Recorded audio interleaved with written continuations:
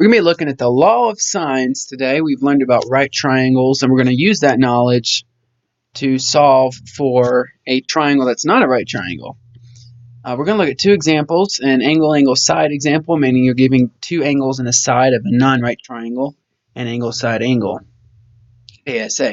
We're going to start out by looking at this triangle, and basically the big triangle is what we're looking at. It has an angle of 37, an angle of 70 degrees, and a side of 15. And the question is, can this triangle be solved? Okay, so first of all, we know the angles of a triangle add up to 180. So this plus this, subtract that from 180, we can solve for the third angle, 73.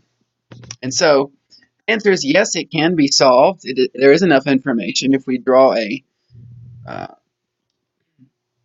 height of the triangle, it will form two right angles. And therefore, we have a right triangle here. And since we know an angle and a side, we can use trig to solve for this side. And we can also solve for this side. And then we can do the same thing over here, okay? Once we solve for this, now we know an angle and a side, and we can solve for the other two sides. So yes, the answer is yes. We can do it using trig. Here's some of the work we did to figure this out. I'm not going to really harp on that because that's not really the point of this video. The point of this video is to show a proof that we can solve no matter what the triangle is.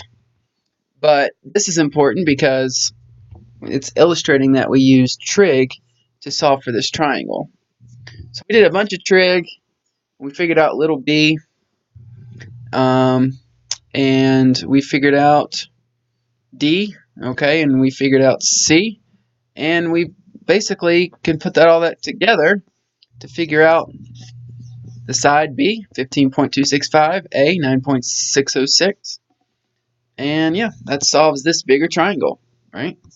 So here's what we're getting at, okay? You know, how can you solve any triangle at all, okay? So here's what we're going to do. We're just going to draw some triangle here. We're going to call the bottom side little c, then this side's little b, little a right here. Then we have a big angle A. You'll notice little a is opposite big A. That's the way these proofs work. Angle C, big C is opposite little c, and angle B, big B is opposite little b. The way we're going to prove the law of sines is by drawing the height of this triangle down the middle. We're going to call it h. Okay, so when we do that, we see we end up with two right triangles. We have one over here, okay, and then we have a smaller one over here. We're going to use that information to do this proof for law of sines. So first of all, notice that sine of A equals h over b. Okay, sine of A, opposite over hypotenuse, equals h over b. Now, if we rearrange some things in that, multiplying both sides by b, we get b sine of A equals h, sine of big A. All right. Next, notice that sine of big B, angle B, equals h over A, opposite over hypotenuse. Opposite in this case is the height. Hypotenuse of this right triangle is A. By the way, you know, we might as well show that these are right angles right here. So, sine of big B equals h over A. And if we multiply both sides by little a, we'll have a sine of b equals h. Now, h is kind of our bridge here. If h is equal to this and h is equal to this, then little b sine of big A is equal to little a sine of big B. Okay, so that's what we're showing here. And we're getting pretty close to the end here. If we divide both sides by sine of A, we'll have little b, these will cancel. Little b equals a sine of b divided by sine of A.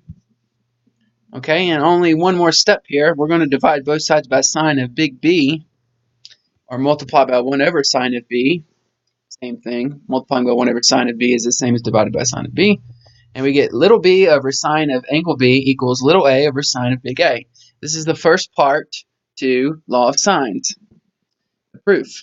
Second part, we're going to draw a second height of this triangle. So, you know, this is one way of looking at the height. Height 2, we could say, would be from angle B, drawing a perpendicular line that attaches to this side little b. Okay, so this is h2. now we've formed two other right triangles. Here's one, here's the other one.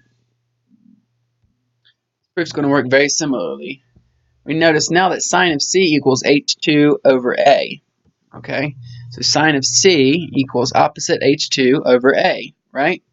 Rearranging some things, multiplying both sides by A, we get little a sine of big C equals H2.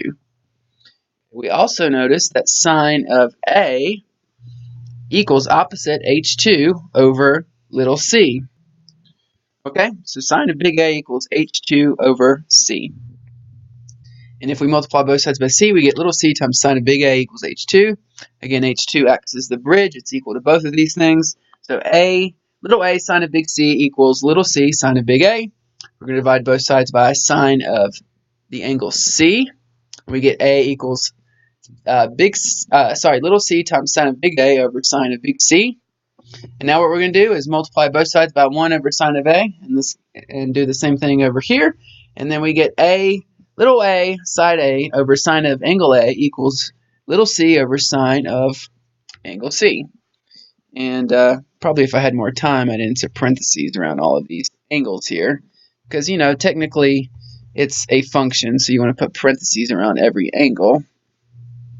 But now we've proven two things.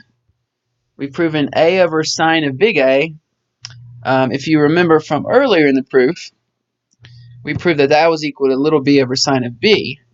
But we just proved that it's also equal to little c over sine of big C. So if we put all that together, we can prove that little b over sine of big B is also equal to little c over sine of big C. So in other words, you take any side of the triangle and you divide by sine of its opposite angle, it will be equal to corresponding any other side divided by the sine of its big angle. Putting that all together, the law of sines is actually one big equation with two equal signs. So little a over sine of big A equals little b over sine of big B equals little c over sine of big C. You can actually flip these. You can put the signs on top and the sides on the bottom, so sine of the angles and the side lengths on the bottom, and it'll be the same thing. So either way, this works, and that's because if two ratios are equal, then their inverses are equal. So that's the proof for the law of sines. If you have any other questions about this proof, let me know.